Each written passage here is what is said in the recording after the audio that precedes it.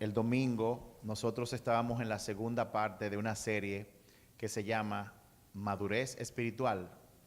La primera parte le llamamos Dios quiere que tú madures.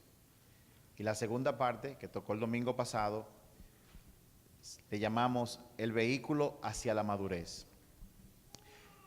Aunque esto es una serie que estamos haciendo los domingos, en esta noche vamos a hablar del vehículo hacia la madurez, la segunda parte, porque no pudimos concluir el mensaje. Y el domingo, en los últimos domingos, hemos estado hablando de que uno de los objetivos que Dios tiene con nosotros es que nosotros maduremos. Dios quiere que tú madures, Dios quiere que tú crezcas espiritualmente hablando. Porque si tú no maduras, si tú no creces, entonces Él no te va a poder usar para su obra. Y Dios necesita usarte. El problema es que como las frutas, uno madura con el calor, con el fuego de las pruebas. Y Jesús advirtió que en el mundo tendremos aflicciones, que en el mundo nosotros íbamos a pasar por fuertes pruebas.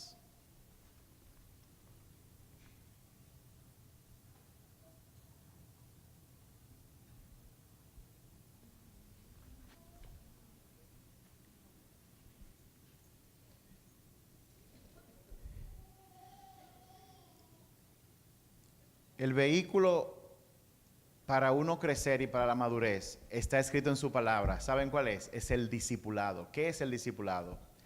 El discipulado es simple y llanamente seguir a Jesús. ¿Qué significa seguir a Jesús?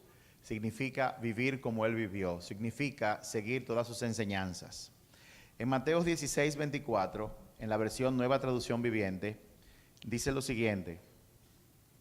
Entonces Jesús dijo a sus discípulos, si alguien de ustedes quiere ser mi seguidor, o sea, mi discípulo, tiene que abandonar su manera egoísta de vivir, tomar su cruz y seguirme. Si alguien quiere ser mi discípulo, tiene que abandonar su manera egoísta de vivir, tomar su cruz y seguirme. El camino a la madurez espiritual es el discipulado, seguir a Jesús. Y Jesús dice que hay tres cosas que tiene que hacer una persona para poder ser su discípulo. Primero, tiene que abandonar su manera egoísta de vivir. ¿Alguien conoce algún vecino que sea egoísta? ¿Conoce usted a alguien cerca de su casa o en su familia que tenga una manera egoísta de vivir? Si usted no sabe lo que es eso, permítame darle algunos tips. Una persona que quiere servirse comida de primero, una persona que quiere estar primero en todas las filas, una persona que quiere la mejor tajada para sí, una persona que cuando van a ir a algún lugar hay que ir al lugar que él quiere, una persona que cuando está en una conversación él es el único, ella es la única que habla. ¿Alguien conoce a alguien con ese perfil? Pues Jesús dice que para ser discípulo de Él, usted tiene que dejar, usted no, esas personas tienen que dejar su manera egoísta de vivir. En un matrimonio, el matrimonio es el laboratorio más perfecto para uno hacerse un discípulo de Jesús. Porque en el matrimonio normalmente uno siempre quiere alar solamente para su lado. Deje su manera egoísta de vivir. Tiene que tomar su cruz. La cruz fue un instrumento que Jesús usó para clavar la carne, para subyugar la carne, para matar la carne. Y aunque en todas las prédicas que se hacen en base al Evangelio, usted va a escuchar esto que yo le voy a decir, yo siento que tengo que decirlo de nuevo. Usted y yo tenemos que morir todos los días. Morir a nuestro orgullo, morir a nuestra soberbia, morir a que nosotros creemos que sabemos. Eso es, en parte, cargar su cruz. Es morir. ¿Por qué usted tiene que morir? Porque usted, ese yo suyo, ese ego suyo de yo, mío, mío, mío, no puede ni tiene la capacidad de entrar en el reino de los cielos. Tiene que tomar su cruz para todos los días usted asesinarse a sí mismo Y después viene lo último, que es seguir a Jesús, que es hacer todo lo que Él enseñó. Ahora, cuando Jesús mencionó este verso, el 24 de Mateo 16, me llamó mucho la atención el verso anterior, el verso 23. En el verso 23, Jesús dijo estas palabras: aléjate de mí, Satanás, representas una trampa peligrosa para mí. Ves las cosas solamente desde el punto de vista humano, no desde el punto de vista de Dios. Estas palabras Jesús se las dirigió a Pedro. ¿En qué momento? En un momento que Jesús mencionó algo que Dios lo había mandado hacer. Él dijo, es necesario, vamos a leerlo aquí mismo.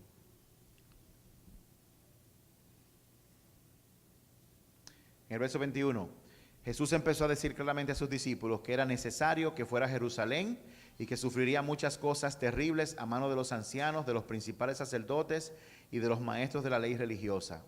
Todos los que yo he mencionado anteriormente se suponen que eran las personas que enseñaban sobre Dios, pero él dice que era necesario que todos esos que hablaban sobre él tenía que sufrir de ellos hasta que muriese, pero que al tercer día él iba a resucitar. Pedro, cuando oyó estas palabras, lo que vio fue toda la situación de Jesús desde el punto de vista humano. Asimismo nos pasa a nosotros. Cada situación que estamos viviendo la miramos a través de los lentes humanos. Y Jesús reprendió a Pedro. Y lo reprendió porque él le dijo, tú eres una trampa peligrosa para mí. Porque tú ves las cosas desde el punto de vista humano. Tú no ves las cosas como Dios las ve. Toda persona que lo lleva a usted a actuar de manera humana, o sea, lo lleva a usted a actuar como los humanos actúan, de manera egoísta, buscando beneficios para sí mismo, persiguiendo las cosas de este mundo por encima de todas las cosas, se convierte en una trampa para la vida suya. Pero déjeme decirle la otra cara de la moneda. Usted pues, probablemente sea una trampa para otras personas. Porque es que muchas veces uno ve como que, ay, las personas así son trampa para mí, como que usted es el centro del universo. Pero póngase a pensar, probablemente usted esté siendo piedra de tropiezo para otras personas que andan buscando de Dios. Es impresionante ver cómo personas cristianas, yo he escuchado decir, pero no vaya tanto a la iglesia, no hay que ir tanto a la iglesia. Yo he escuchado gente aquí decir, oye, si tú te llevas de los pastores, tú vas a estar metido en la iglesia todo el tiempo. Apártate de mí, Satanás. Apártate de mí, Satanás. Y luego que él reprendió a Pedro, entonces Darling, ¿dónde está Darling aquí? No vino hoy. Tengo a Darling metido en la cabeza. ¿Su mamá está aquí? Mamá de Darling. Delfia. Hay que orar por tu hijo. Hay que orar por tu hijo, Darling. Puf, me llegó a la cabeza Darling. No, eso no es nada, eso no es lo que le pasa a él, eso no es lo peor, ¿no? Eso no es lo peor que le pasa a él. Jesús reprendió a Pedro y luego dijo, todo el que quiera ser mi discípulo tiene que abandonar su manera egoísta de vivir y luego seguirme. Ahora, la pregunta para ti es, ¿desde qué punto de vista tú estás viendo tu vida en este instante? Mira, muchas veces se hacen preguntas como muy genéricas, pero yo te digo, al día de hoy, este día, en este momento, en las últimas 24 horas, sea lo que sea que te esté ocurriendo, te haya ocurrido, ¿desde qué punto de vista tú estás mirando tu situación? ¿Desde el punto de vista de Dios o desde el punto de vista humano? La otra pregunta es, ¿cómo yo sé si estoy mirando las cosas desde el punto de vista de Dios o desde el punto de vista humano? ¿Cómo yo sé eso? ¿Cómo yo sé?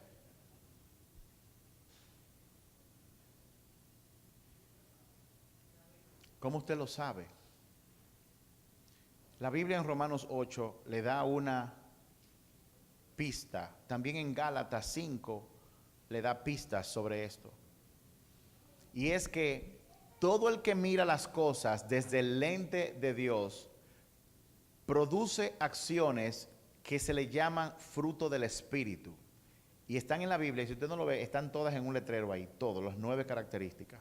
Pero todo aquel que ve las cosas desde el punto de vista humano, produce carne, produce odios, envidias, rencillas, divisiones. ¿Cómo ha estado usted mirando su vida basado en esas dos distinciones que hace la palabra? Esa es la pregunta. Ahora, si la madurez espiritual es requerida para que Dios me use y mi vida sea impactada y la vida de los demás sea impactada a través de la mía, y el vehículo para llegar a la madurez espiritual es el discipulado, o sea, seguir a Jesús, ¿cuál es el vehículo entonces a ser un buen discípulo? Esa fue la pregunta que nos hacíamos o que hicimos el domingo pasado. Y hablábamos de que eso es el compromiso. Yo quiero que usted repita conmigo. A mí no me gusta hacer lo que dicen los predicadores. Repita conmigo tal cosa, pero déjeme decirlo ahora, porque yo siento como... Diga compromiso. Sí, usted ve, por ejemplo, en muchos sitios donde se predica con cristianés. Hay japonés, holandés, talibanés y cristianés. Hay todo un lenguaje, toda una jerga. Diga conmigo tal cosa y la gente lo dice. A veces es un recurso para uno pensar la próxima idea de lo que va a decir. Pero el compromiso es el vehículo para el discipulado. Tus decisiones, tus compromisos definen tu vida. Tus compromisos te van a destruir o te van a desarrollar. No comprometerse es un compromiso con el desastre. Hay personas que nunca se comprometen y nunca consiguen nada, absolutamente nada. Y el domingo pasado, aquí fue donde quedamos, hablábamos de 4 compromisos. Hay muchos compromisos, pero identificamos 4 compromisos que te van a llevar a ser un buen discípulo de Jesús y por consiguiente te van a llevar a crecer espiritualmente. 4 compromisos. El primer compromiso es: comprométete a agradar a Dios y no a las personas. Comprométete a agradar a Dios y no a las personas. Y leíamos en Gálatas capítulo 1, verso 10, el siguiente pasaje que dice: queda claro que no es mi intención ganarme el favor de la gente, sino el de Dios. Si mi objetivo fuera agradar a la gente, no sería siervo de Cristo. Si tu objetivo es agradar a la gente, tú no puedes ser siervo de Cristo. Eso no es compatible. Para agradar a Dios, tú tienes que estar muy claro que tú no puedes agradar a la gente. Porque la gente son como Pedro, son como Melvin y son como yo. Un día estamos bien, otro día no estamos bien. Y si usted agrada a la gente, usted jamás va a poder agradar a Dios. Porque mientras usted y yo estemos en este mundo, a pesar de que somos salvos por gracia, nosotros hay momentos que vamos a estar a expensas del enemigo. Fíjense que en una ocasión Jesús iba caminando con los discípulos, quisieron entrar en Samaria y le dijeron: aquí no entren. Y los discípulos vinieron muy incómodos y dijeron: Señor, pero mire esa gente de Samaria que no te dejaron entrar a ti, al Señor. Vamos a orar para que descienda fuego del cielo y los queme a todos. Y Jesús le dijo: hey, cuidadito, que ustedes no saben lo que están diciendo. Ustedes no saben en qué espíritu se están moviendo, le dijo él. Tú tienes que tener mucho cuidado, mucho cuidado. Dios no te creó para hacer lo que otros quieren que tú seas, sino para hacer lo que Él dice que tú seas. Él no te creó para otra cosa que para tú ser lo que Él dice. El verdadero carácter de un hombre se forma cuando rechaza ser definido por otras personas y se compromete y toma la decisión para que sea Dios quien lo defina. Dice la palabra: andarán 2 juntos si no están de acuerdo. Si hay personas en tu vida que te influencian a hacer cosas desde el punto de vista humano, esas personas pueden hacerte tropezar. Entonces uno dirá, bueno, pastor, entonces uno no va a andar con nadie. Bueno, Jesús reprendió a Pedro y él siguió andando con Pedro. Usted lo que tiene es que estar muy claro en cuál es el propósito de Dios para su vida. Y hablábamos que para usted estar claro de cuál es el propósito de Dios para su vida, ese es un compromiso, una decisión que usted tiene que tomar todos los días por el resto de su vida. Aún usted tenga 35 años en el Evangelio, cuando usted se levante, tiene que entregarle su vida al Señor por la mañana. Señor, yo te entrego el control de mis pensamientos, de mis emociones, de mis talentos, de mi inteligencia y de todo lo que yo hago.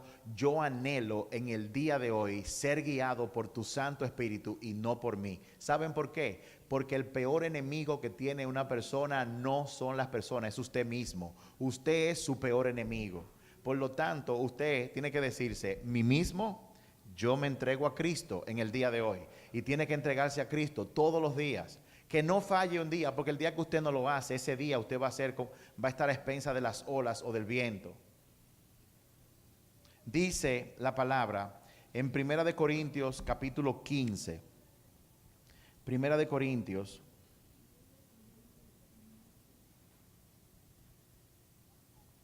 Primera de Corintios capítulo 15, verso 33, dice, no se dejen engañar por los que dicen semejantes cosas, porque las malas compañías corrompen el buen carácter. Las malas compañías corrompen el buen carácter. En Hebreos, a ver si lo encuentro acá, sí. En Hebreos 11, capítulo 24, dice lo siguiente. Dice, fue por la fe que Moisés, cuando ya fue adulto, rehusó llamarse hijo de la hija del faraón. Moisés se rehusó llamar ser hijo de la hija del faraón. ¿Por qué? Porque él se dio cuenta de una realidad. Él se dio cuenta de que él no pertenecía a ese lugar. Y él tomó la decisión de no llamarse hijo de la hija del faraón. Él tuvo que elegir entre una vida cómoda o ser un desterrado judío. Y yo no sé si le pasa a usted lo mismo que a mí, pero yo he visto mucha gente que tratan de ser quienes no son. Hay tanta falta de identidad que usted ve hombres usando camisetas con los números de otros hombres y los apellidos de otros hombres. Vaya al play para que usted sea. Pujols, Martínez, se ponen la camiseta de otro hombre porque quieren ser como otro hombre. Eso es una impresionante carencia de identidad que tenemos nosotros. Queremos imitar a grandes artistas, queremos ser como fulana, queremos ser como Perencejo. Déjeme decirle, les digo algo. El mundo de los negocios, su dinámica está basada en la falta de identidad que hay en la humanidad. ¿Por qué? Si las personas supieran quiénes son verdaderamente, no se sentirían mejor con una cartera de $2,000. Una vez yo caminaba por Chinatown en New York y llegué a una calle donde había un puesto donde los chinos te vendían unos relojes marca Rolex. Yo había visto uno, porque se lo vi a un hombre de negocios en Nueva York con un Rolex que valía más de $10,000. Y vi el del chino y le dije, wow, ¿y aquí venden estos relojes? Digo yo, ¿cuánto cuesta? Me dice él, $75. 75. Digo yo, $10,000, 75. Digo yo, ¿qué? Pero yo estaba diciendo, ¿qué? ¿De por qué tan barato? Y él dijo, yo te lo dejo en 40. Y yo lo agarré y el bendito reloj pesaba igual.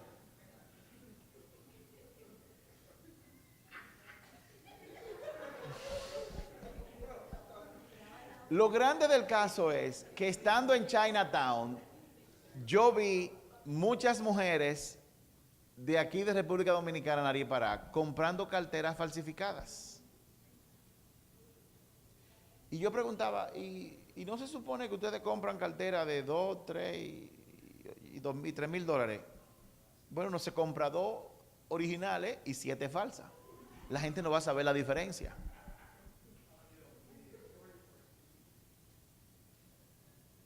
El punto es que falsa o no, ellos quieren tener esa marca.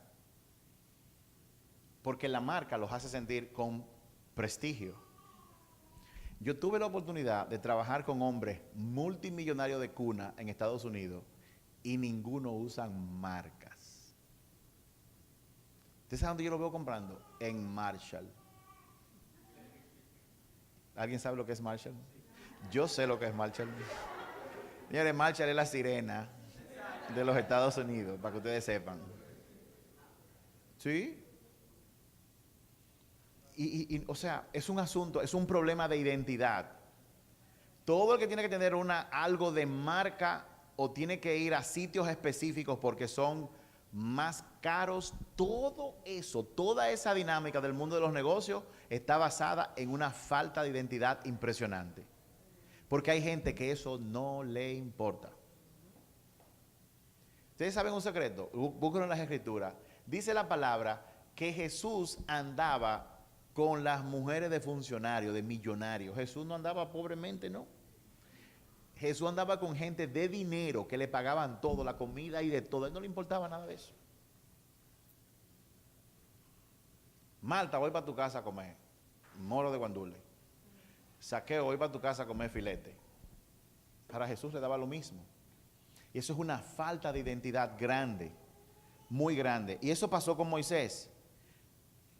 ¿Por qué? Porque Moisés, desde que descubrió quién era, su compromiso fue agradar a Dios, no a la gente. Ese es el primer compromiso. Usted tiene que comprometerse con eso. Esos compromisos los van a llevar a ustedes a ser un verdadero discípulo. Compromiso número 1, comprométete a agradar a Dios y no a las personas. Compromiso número 2, toda esta parte sí es nueva porque eso no lo vimos el domingo pasado. Compromiso número 2, comprométete al dolor a corto plazo para tener ganancia a largo plazo. Comprométete al dolor a corto plazo para tener ganancia a largo plazo. ¿Qué significa eso?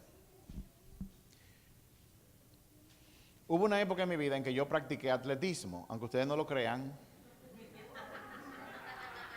El récord de 100 metros planos anda como en 47 segundos. Yo lo hice en la impresionante cifra de 3 minutos 15 segundos. Como 4, no, es una broma. No me tomaba un minuto porque yo no era tan rápido. Pero algo que me llamó la atención del atletismo es que para tú poder correr una carrera de 100 metros, tú tienes que practicar mucho. Tú tienes que correr una y otra vez y vuelven y te mandan otra vez a la línea. Y cuando tú estás todo agotado te dicen vamos y tienes que hacerlo en menos tiempo. Y era impresionante que después de muchos intentos, cuando uno estaba agotado, a veces los mejores tiempos salían después de que uno estaba agotado. El dolor momentáneo de un atleta le da la posibilidad de la ganancia de una medalla. En Hebreos 11:25, oigan lo que dice. Prefirió, hablando de Moisés, ser maltratado con el pueblo de Dios en ese instante. Moisés prefirió ser maltratado con el pueblo de Dios a disfrutar de los placeres momentáneos del pecado. ¡Wow! Oigan esto. Él prefirió ser maltratado con el pueblo de Dios, dejó todo el palacio, en vez de disfrutar los placeres que él sabía que eran momentáneos. Todos los placeres de este mundo son efímeros, son momentáneos. Por eso, cuando nosotros nos aferramos a los placeres de este mundo, nos estamos aferrando a algo efímero, a algo momentáneo. Desde que se va el placer, ahí nos fuimos nosotros también, si estamos aferrados a eso. Para tú llegar a tener un gran galardón, tú tienes que pasar el dolor diario de las prácticas como lo hace un atleta. Y esto aplica a todas las áreas de tu vida. A todas las áreas de tu vida. Yo he visto muchos jóvenes de nuestra iglesia que empezaron la escuela de música hace 1 o 2 años. De todos los que empezaron, no todos están tocando acá. De todos los que empezaron, hubieron algunos que impresionantemente ya en 7 u 8 meses estaban tocando guitarra, estaban tocando bajo. Nunca se me olvida, nunca se me va a olvidar. Cuando me dijeron los profesores, miren, el culto de mañana, entre la adoración, vamos a hacer un momento cultural para que los muchachos se toquen una pieza. Digo yo, no hay ningún problema.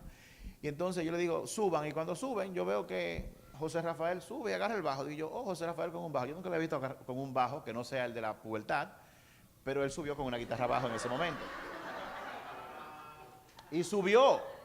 Entonces yo doy la vuelta y ellos arrancan a tocar y yo veo y escucho y mi oído por alguna razón u otra se fijó en el sonido del bajo.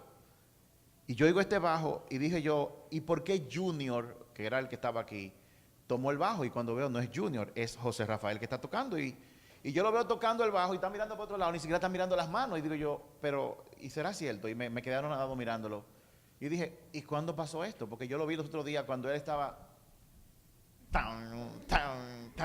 Y ahora él estaba... Digo yo, ¿pero qué fue lo que ocurrió? 6, 7, 8 meses. Práctica, dedicación, disfrutar del dolor momentáneo que significa tú sacar tiempo para hacerlo una y otra vez y renunciar al placer momentáneo de quizás ver televisión o ver un videojuego o hacer otra cosa. Cuando usted se compromete, número 1, a agradar a Dios y no a los hombres, y se compromete al dolor a corto plazo para tener ganancia a largo plazo, eso es lo que ocurre. Usted va a comenzar a cosechar cosas duraderas. La mayor parte de los problemas que tenemos todos nosotros provienen de nuestra adicción a la gratificación instantánea.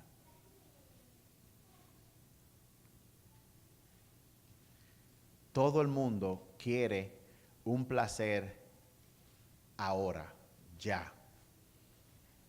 Esa dinámica es la que sostiene el éxito de los restaurantes de comida rápida. Quiero la carne con mucha cebolla, con mucha grasa, mucha tocineta, ya. Y vinieron estos restaurantes que antes tú pedías algo y tenían que traerte una malteada primero porque duraban casi media hora para cocinar una carne.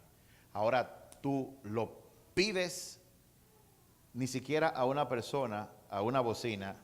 Dígame su orden, por favor. Te dice, dame la 1, la 3 y la 4. Ok, son tantos, dé la vuelta. Y cuando usted va por la ventana, ahí tiene su hamburguesa cocinada al instante, al vapor.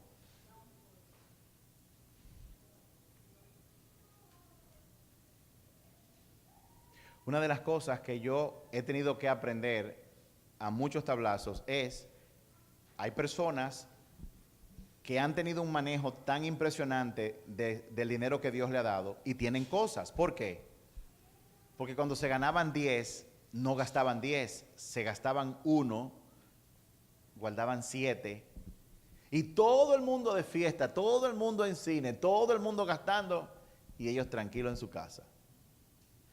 Pasaron los años, entonces se montaban o compraban apartamentos y todo el mundo seguía a pie, gastando su dinero en el cine y en cosas momentáneas.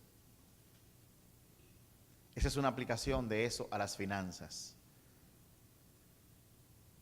¿Cuántos me están entendiendo?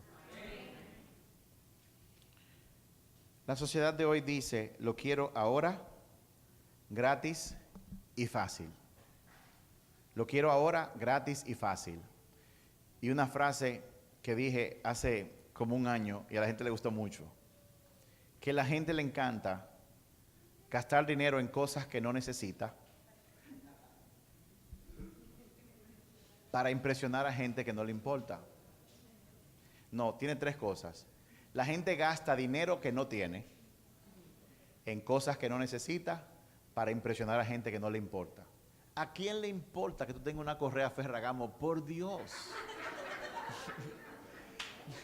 No, pero mira, y cuando se montan en una pezuña, unos zapatos caros, tú lo ves que caminan así, llegan a los sitios como que con una autoconfianza increíble y llegan y se paran. Nadie tiene la más mínima idea, solo ellos en su mundo, de que tienen unos zapatos nuevos de marca. Y se gastaron todo el dineral que tenían, que no tienen. Y entonces se meten en deudas.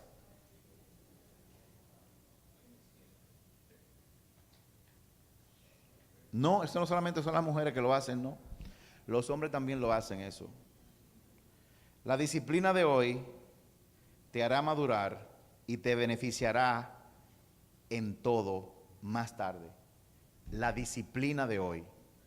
La disciplina de hoy. Es muy fácil, me encanta.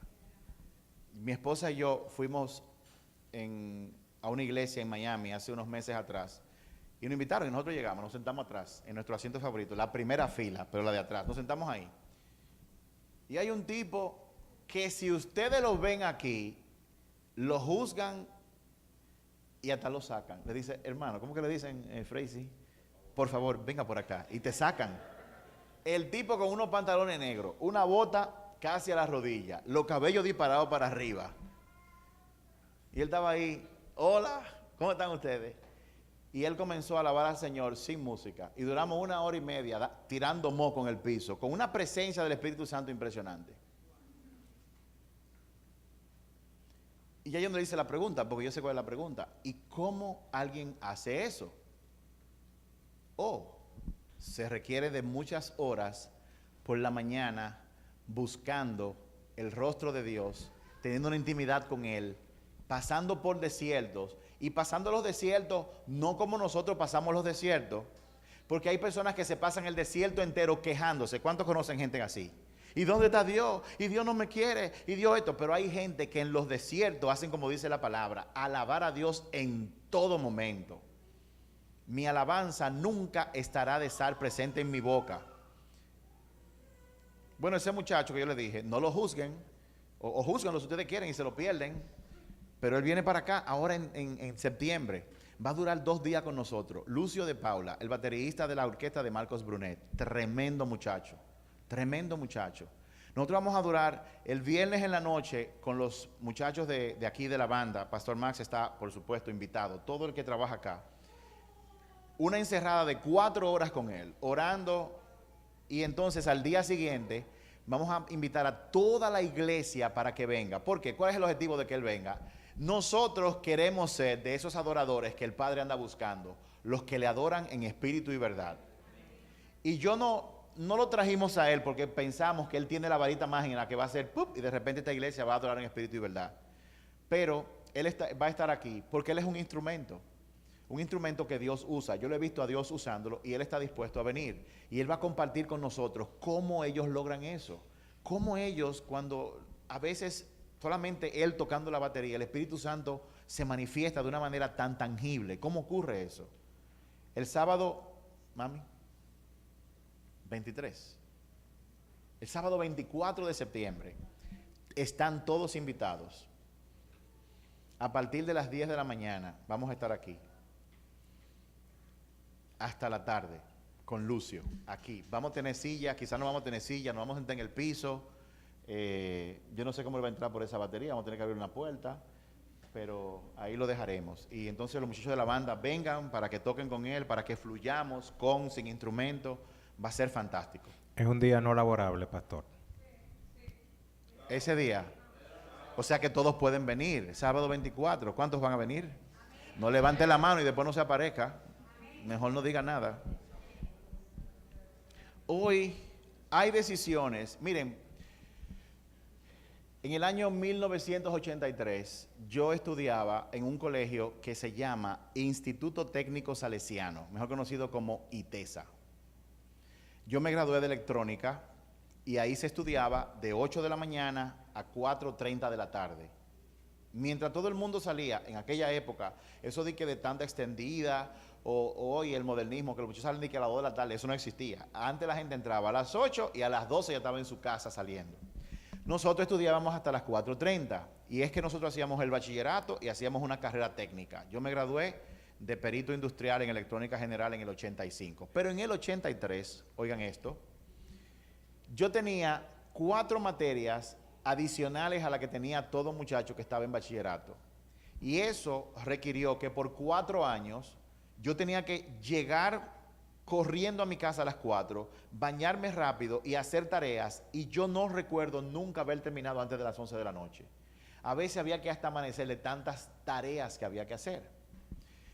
Y en una de esas ocasiones, el doctor Guillén viene y me dice, él me decía, papi, digo yo, dígame, mira, ¿tú necesitas aprender inglés? Digo, sí, yo estoy estudiando, en ITESA me están dando inglés. Me dice él, no, tú necesitas aprender inglés de verdad. Digo, y entonces me dice él, averigüé y te vas a poner en un intensivo de 2 horas diarias en APEC con un gringo que ellos tienen ahí. Digo yo, pero 2 horas diarias después que yo me gradúe de aquí. Me dice él, no, ahora. Digo yo, pero ¿cómo así? ¿Y a qué hora empiezan esa gente? Dice él, a las 6.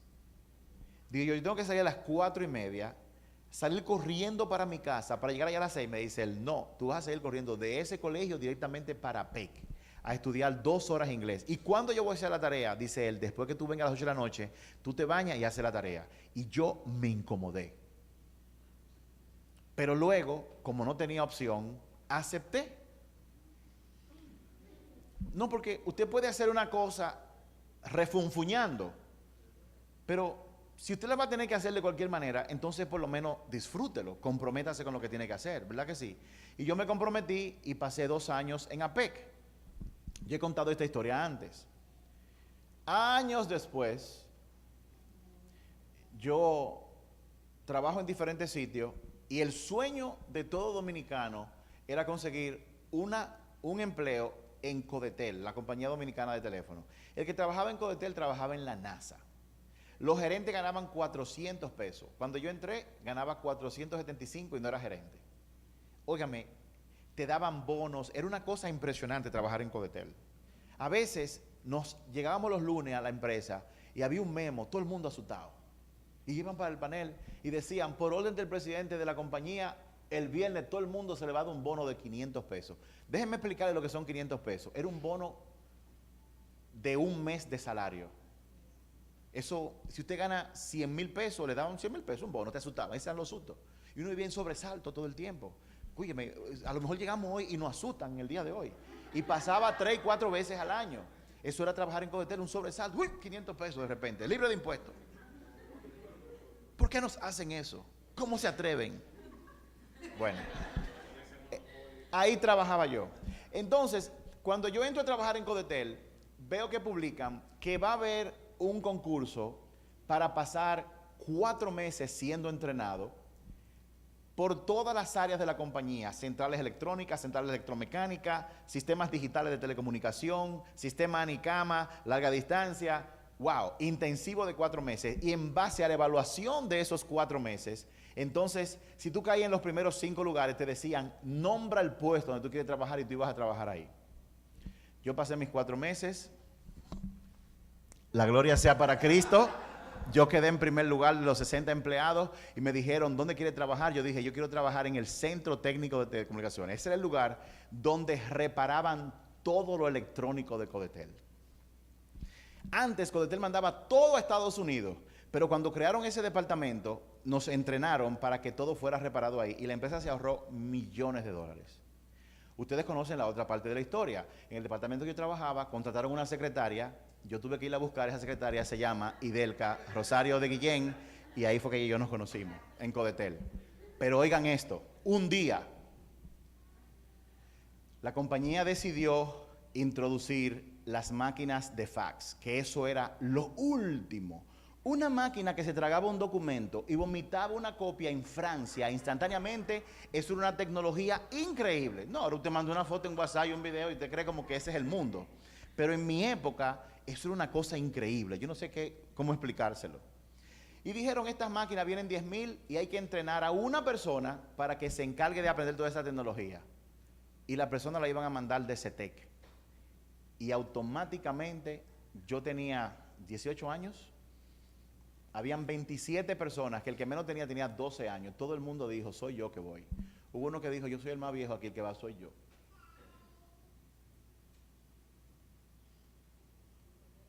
Cuando vinieron los requisitos, que dijeron, éramos 27, requisito, tiene que hablar perfectamente en inglés. De los 27, 25 salieron de la competencia. Automáticamente. Y yo me quedo mirando el memo así, porque el otro que quedaba conmigo era el más viejo de la empresa y hablaba perfectamente bien inglés porque vivió en Estados Unidos. Yo dije, eso es de él. Yo ni me voy a preocupar. Y él sabía que era de él ese viaje.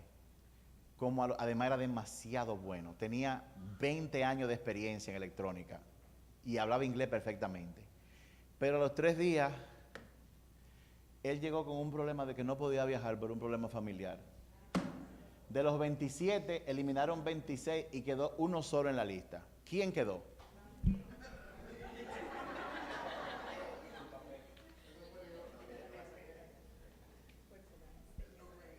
¿Ustedes creen que fue fácil desde el 83 hasta el 86 estudiar de 8 a 4 y media, salir corriendo con la lengua afuera, coger parapet, estudiar inglés, venir corriendo y acostarme a la 1 de la mañana todos los días por 2 años?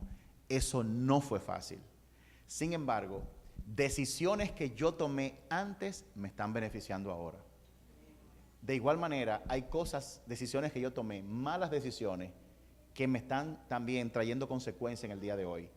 Tus compromisos, tus decisiones de hoy van a traer consecuencias buenas o malas mañana para ti y para tu generación. Yo me preguntaba, pero ¿por qué Dios me eligió a mí como pastor? Yo no soy nadie.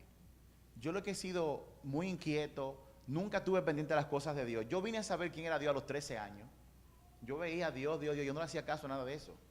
Me bautizaron por la iglesia católica, me echaron un chin de agua como a los 13 años. Me eligieron para ser monaguillo del Papa Juan Pablo II cuando vino aquí. Yo no sé por qué me eligieron a mí, porque yo no sabía que era el Papa. Mi pregunta fue, ¿el Papa? Pero eso no es papá que se dice. No, ese es el Papa. Digo yo, ok. O sea, el tipo es una papa. Y nada, me eligieron. Pero ¿saben algo? Ya en este camino, en oración, Dios me dio la siguiente revelación. Mi abuelo, el papá de mi papá, fue cristiano evangélico por 65 años. A mi abuelo yo le decía hito de abuelito. Y de que yo tengo uso de razón, mi abuelo siempre me hablaba de Dios y oraba por mí todo el tiempo. Cuando yo crecí, yo iba a su casa y él me decía, ven que voy a orar por ti. Y yo, ok, whatever, ora. Y él oraba. Yo estoy cosechando años de rodillas que dio mi abuelo por mí. Y como si no fuera poco, mi papá, que la mejor forma de describirlo, como él se decía, que él era un verdugo, en lenguaje del mundo. Mi papá vivió mucho, mi papá tuvo muchos hijos en la calle, pero en los últimos años de su vida, él entregó su vida a Jesucristo. Y en 3 años, en la iglesia que él iba, Yolanda Guzmán, de la hermana Esperanza, ¿te acuerdas? Lo hicieron maestro de escuela bíblica los domingos. Mi papá, siendo médico, fue a sustituir a una gente para dar clases de matemática y lo dejaron en el Liceo Fidel Ferrer por 23 años dando clases. Y él entregó su vida a Cristo y yo entregué mi vida a Cristo, gracias a la decisión y al compromiso que mi abuelo tomó de dar rodillas por nosotros. Si usted es de las personas que dicen, yo me canso de orar y no veo que pasa nada, déjeme decirle algo que me dijo mi esposa esta mañana. La paciencia es una prueba. Dios quiere probar nuestra paciencia. Y Él quiere probar tu paciencia y la mía en las decisiones que tú tomas, a ver si tú eres constante en tus decisiones. Porque como decía yo Elisa el jueves pasado, el hombre de doble ánimo es inconstante, es como las olas. Solo las personas que se comprometen y mantienen la constancia podrán decir, como dice el Salmo 40, pacientemente esperé en Jehová. Y un día Él se acercó a mí. Me sacó del foso de la desesperación. ¿Alguien sabe lo que es el foso de la desesperación? Sacó mis pies del lodo cenagoso. ¿Algún día usted ha caminado en un sitio que tiene tanto lodo que resbala, que usted no puede caminar ni mantenerse en pie, que usted no sabe de qué agarrarse y el lodo no lo deja ni siquiera avanzar? Sacó mis pies del lodo cenagoso y los puso sobre una roca firme. Luego puso en mí un cántico nuevo, en medio de la tormenta, un cántico nuevo de alabanza a nuestro Dios. Y mientras yo caminaba, Él me estabilizaba. Eso lo mirarán muchos y creerán en Dios. Tus decisiones de hoy van a tener un impacto en tu vida de mañana. Compromiso número 3. Compromiso número 3. Elige tus valores de vida. Compromiso número 3. Elige tus valores de vida. Tú tienes que elegir sobre qué valores o principios tú vas a vivir tu vida. Esa es una elección consciente que tú tienes que hacer. Mira lo que dice en Hebreos 11:26. De nuevo con Moisés. El verso 26 dice: consideró que era mejor sufrir por causa de Cristo que poseer los tesoros de Egipto, pues tenía la mirada puesta en la gran recompensa que recibiría. Hebreos 11:26. Consideró que era mejor sufrir por causa de Cristo que poseer los tesoros de Egipto, pues tenía la mirada puesta en la gran recompensa que recibiría. Moisés eligió los valores de Dios y no los del mundo. Por eso fue que Dios lo usó a él.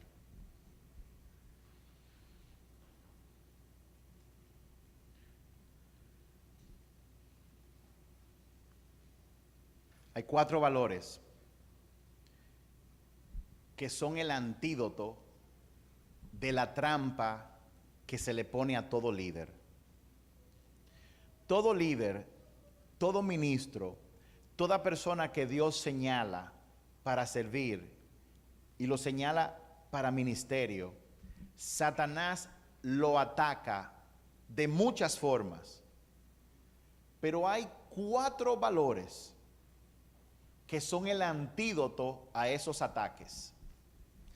Esos valores son los siguientes: integridad, humildad, generosidad y servicio. Integridad, humildad, generosidad y servicio. El líder que se autollama líder no es un líder. Un líder es reconocido por los demás por su integridad, porque lo que dice y lo que hace es lo mismo. Una persona es íntegra cuando dice: estoy ahí a las 11 y está ahí a las 11. Una persona es íntegra cuando asume un compromiso y lo cumple.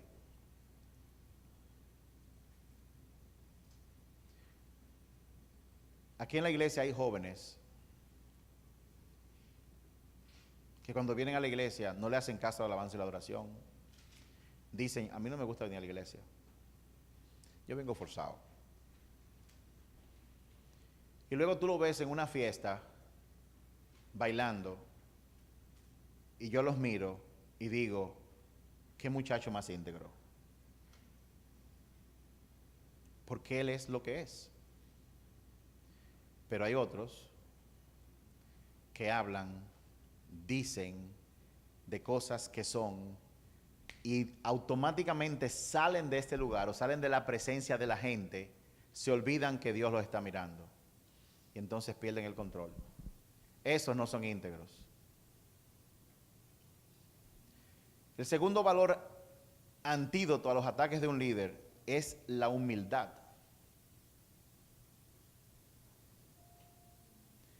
La humildad es la capacidad de ponerse de acuerdo con Dios en quien tú eres. Dios dice que tú eres santo, apartado, que tú eres hijo. Tú te pones de acuerdo con Dios.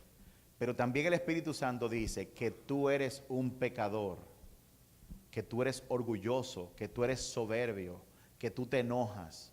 Y cuando tú te pones de acuerdo con Dios, reconociendo que tú haces esas cosas en el momento que tú las haces, eso es humildad.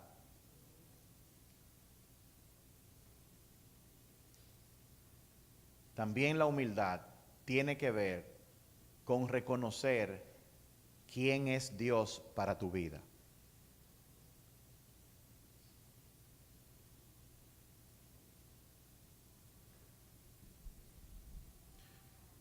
Yo conozco personas humildes, pero que de vez en cuando se les sale su cosita de orgullo.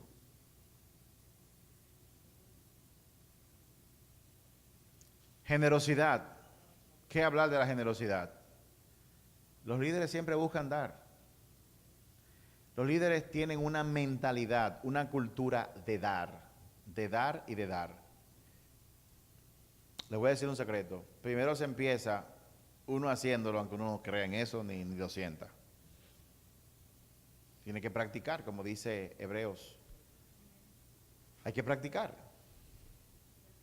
Pero luego hace un milagro en nuestro corazón y lo transforma de una manera tal que usted tiene, y cuando usted ve el que no tiene, usted quiere dar y quiere dar y quiere dar y quiere dar. El líder es generoso. Y por último, el líder, Jesús lo definió, es un servidor. El líder es un servidor. Si tú no decides lo que es importante en tu vida, otras personas lo van a decidir por ti. Si tú no decides lo que tiene importancia, lo que es prioritario en tu vida, la gente acabará diciéndote lo que es importante. Y lo va a definir por ti. Ocurre a cada rato. En cada momento ocurre eso.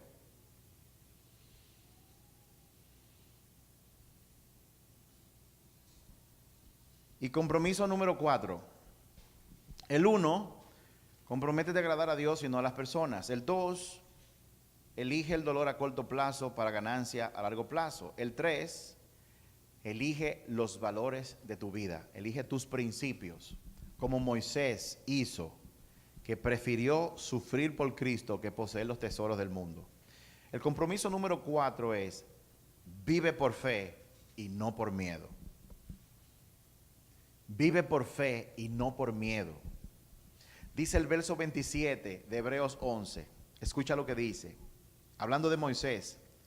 Fue por la fe que Moisés salió de la tierra de Egipto sin temer el enojo del rey. Siguió firme en su camino porque tenía los ojos puestos en el invisible. ¿Dónde tenía los ojos puestos? En el invisible. Fue por fe que él salió de la tierra de Egipto sin temer el enojo del rey. Y déjenme decirle, Moisés tenía razones más que suficientes para temerle al faraón. ¿Saben por qué?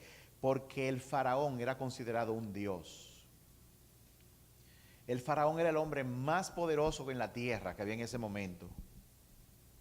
El faraón era la ley. Sin embargo, Moisés no tuvo miedo de ir en contra del faraón porque él reportaba a una autoridad superior.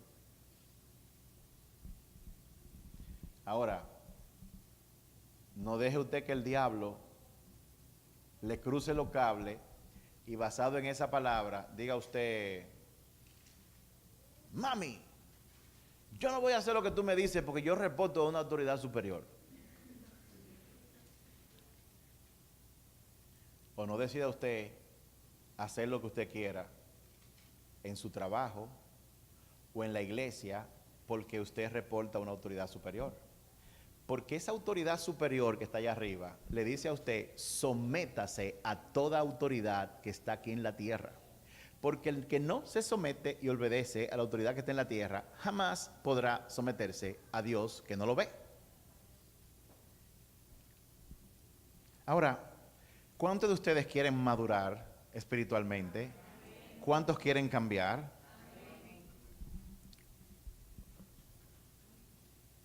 Tracy, la caja de té que yo te pedí, bébanse un té de esto. El té se llama Deja de quejarte tanto. Deje de quejarse. Si las cosas están incómodas, deje de quejarse. Con la queja usted no va a lograr nada. De hecho, la queja es una alabanza a Satanás. Deje el pesimismo. Créale a Dios, porque Dios no se mueve por quejas. Dios se mueve por fe. Verso 28, fue por fe que Moisés ordenó al pueblo, se movió, de Israel, celebrar la Pascua y rociar con sangre los marcos de las puertas para que el ángel de la muerte no matara a ninguno de los primogénitos varones. Fue por fe que él hizo eso.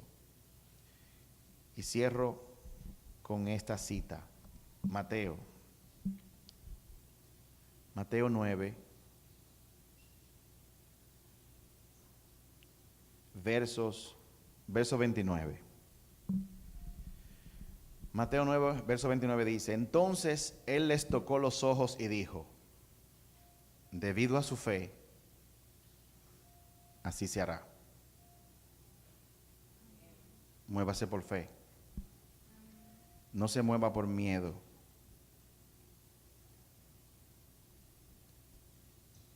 En Colosenses 2, verso 6, para cerrar, dice lo siguiente. Por lo tanto, de la manera que recibieron a Cristo Jesús como Señor, ¿cuánto hicieron eso? Es con ustedes que están hablando.